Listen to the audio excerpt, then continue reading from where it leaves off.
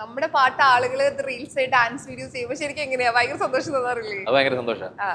അതൊരു സ്ഥിരമുള്ള എക്സ്പീരിയൻസ് അല്ലല്ലോ. അപ്പൊ ഒരു പാട്ട് ട്രെൻഡിങ്ങും അത് ഒത്തിരി പേര് കളിക്കുമ്പോഴത്തേനും അവരുടെ ഒരു എഫർട്ട് കാണുമ്പോൾ ഭയങ്കര സന്തോഷമാണ്. ആൻഡ് ഓൾറെഡി നിങ്ങളുടെ ഭജനം കേട്ടിട്ട് ആദിത്യ വർമ്മ നമ്മുടെ തിരുവനന്തപുരം കൊട്ടാരത്തേക്ക് ക്ഷണിച്ചിട്ടുണ്ടായിരുന്നു. അത് സംഭവിച്ചു കഴിഞ്ഞോ, ഇനി സംഭവിക്കാൻ പോവാണോ? അത് പോകാനുള്ള ഞങ്ങൾക്ക് ഇതുവരെ സാധിച്ചിട്ടില്ല എന്നുള്ളതാണ്. അദ്ദേഹത്തിനൊന്ന് കോൺടാക്ട് ചെയ്തിട്ട് പറ്റുന്ന ഒരു അവസരത്തിൽ ഇനി ട്രിവാൻഡ്രം ചെല്ലുമ്പോൾ ഉറപ്പായിട്ടും പോകണം. ഞങ്ങൾ കാത്തിരിക്കാതെ എങ്ങനെയായിരിക്കും എന്ന് കാണാൻ വേണ്ടിയിട്ട്. ഇപ്പം എല്ലാവരും ഇപ്പോൾ വർക്ക് ചെയ്യുന്നവരാണ്, വർക്ക് ചെയ്യാത്തവർ ഭയങ്കര കുറച്ചേ ഉള്ളൂ, അല്ലെങ്കിൽ പഠിക്കുന്നവരുണ്ട്. സോ നിങ്ങളുടെ തിരക്കൊക്കെ മാറ്റി വെച്ച് നിങ്ങൾ നിങ്ങളുടെ പാഷന്റെ പുറകെ പോവാന്ന് പറയാറില്ലേ? ഇന്നത്തെ കാലത്ത് പാഷന്റെ പുറകെ പോവാൻ ഇങ്ങനെ ധൈര്യം കാണിക്കുന്ന കുറച്ച് പേരേ ഉള്ളൂ. കാരണം ഫിനാൻഷ്യലി സ്റ്റേബിൾ ആണ്, മറ്റു കാര്യങ്ങളുണ്ട്. അതൊക്കെ മാറ്റി വെച്ച് നിങ്ങൾ നിങ്ങളുടെ പാഷൻ്റെ കൂടെ പോകുന്നതിൽ ഭയങ്കര ഒരു സന്തോഷമുണ്ട്.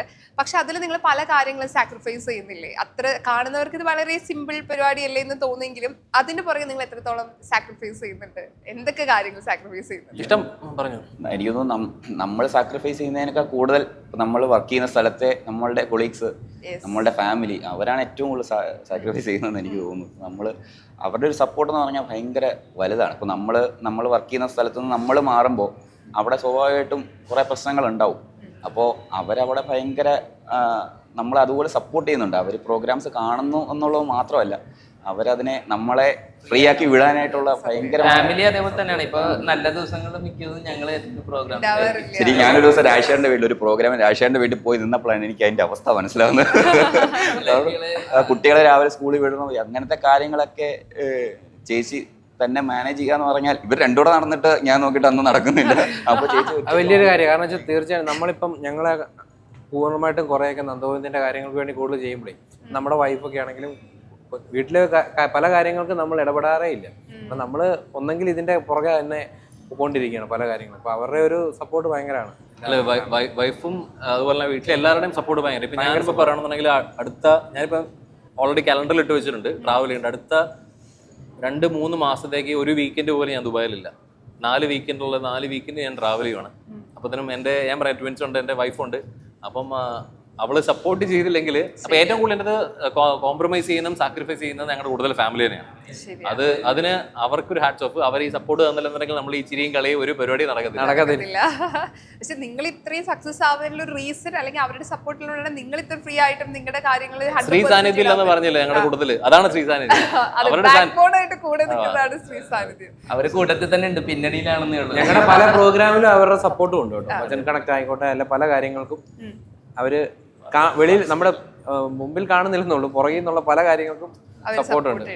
ഇപ്പൊ ഞങ്ങളുടെ ഒരു ലോഗോ ഉണ്ട് നന്ദഗോവിന്ദന്റെ. ഈ ലോഗോയുടെ ഒരു മെയിൻ ഇത് ശ്രീകുട്ടിയാണ്. അത് നവീന്റെ വൈഫാണ്. അത് NG ഞങ്ങൾ കുറെ ആലോചിച്ചു. നന്ദഗോവിന്ദം NG വെറുതെ ഇട്ടിട്ട് കാര്യമില്ല. നമ്മളുടെ ഒരു മീനിങ് വേണം. പേരിന് മീനിങ് വെച്ചാൽ നമ്മളുടെ ഇൻഫിനിറ്റി ആയിട്ട് പൊക്കോണ്ടിരിക്കുകയാണല്ലോ. അപ്പൊ നമ്മളുടെ ജേർണി 25 വർഷമായി.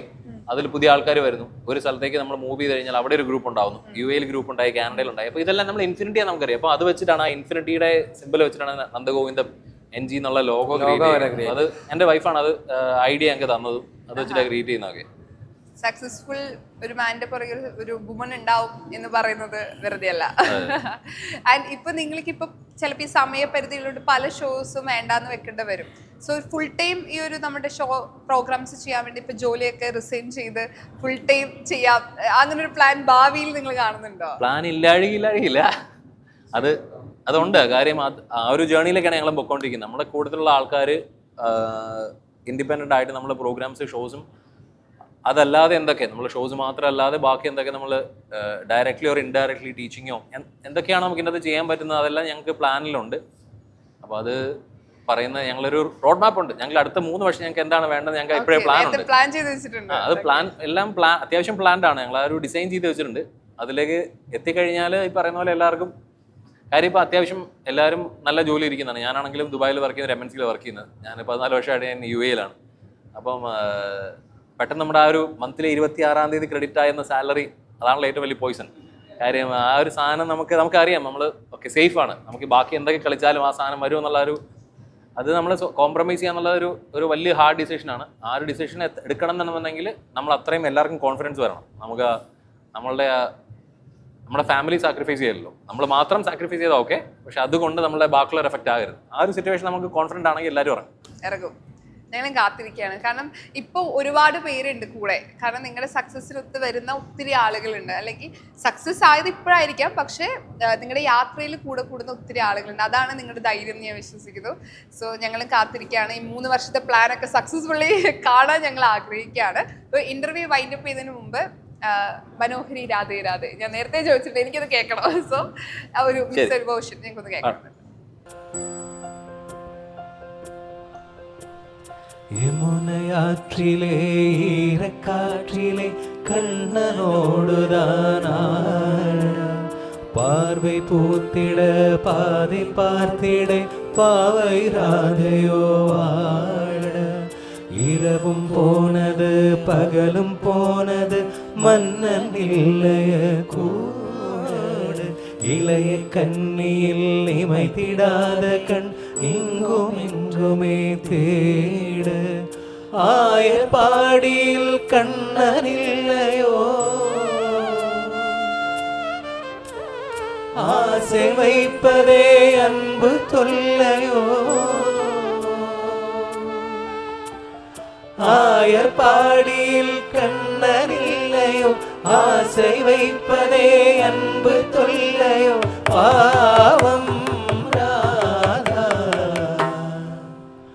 മനോഹരി രാധേ രാധേ മുരാരി ഇന്നെവിടെ പെണ്ണെ പിണങ്ങിയോ കണ്ണൻ നിന്നോടിണങ്ങുവാൻ ചെല്ല് ചെല്ല് മുകുന്ദന്റെ ഓമൽ ചുണ്ടിൽ മുളം തണ്ടു മൂളി പെണ്ണെ മനസ്സിന്റെ ഉറികളിൽ ഊറിയ സുഗനവനീതം പകരാനില്ല മനോഹരി മനോഹരി മനോഹരി രാധേ രാധേ മുരാരി ഇന്നെവിടെ പെണ്ണെ കണ്ണൻ നിന്നോടിണങ്ങുവാ ചെല്ല് ചെല്ല് മുകുന്ദന്റെ ഓമൽ ചുണ്ടിൽ മുളം തണ്ടു മൂടി പെണ്ണെ മനസ്സിന്റെ ഉറികളിൽ ഊറിയ സുഗതവനീതം പകരാനില്ല എന്റെ കണ്ണൻ വന്നീല എന്നോടൊന്നും ചൊല്ലില എന്റെ കണ്ണൻ വന്നീല എന്നോടൊന്നും ചൊല്ലില അനുരാഗം മീട്ടും ഗന്ധവൻ സ്വപ്നം കാണും മധുരാപുരി വാഴും മന്നവൻ മധുരാപുരി വാഴും മന്നവൻ മണിവളകിലുങ്ങണ കയ്യാലേ വിരൽ തട്ടി വിളിക്കണതാരാണ് മണിവളകിലുങ്ങണ കയ്യാലേ വിരൽ തട്ടി വിളിക്കണതാരാണ് മുഴുതിങ്കളുദിക്കണ മുകിലോരം മുരളിക പൊഴിക്കണതാരാണ് മുഴുതിങ്കളുദിക്കണ മുകിലോരം മുരളിക പൊഴിക്കണതാരാണ് ഓ വിളക്കിന്റെ നാളം പോലെ പൊൻതൂവൽ വീശും മാതേരും മഴാവേ ഓ കളിയാടി പാടാൻ നേരമാ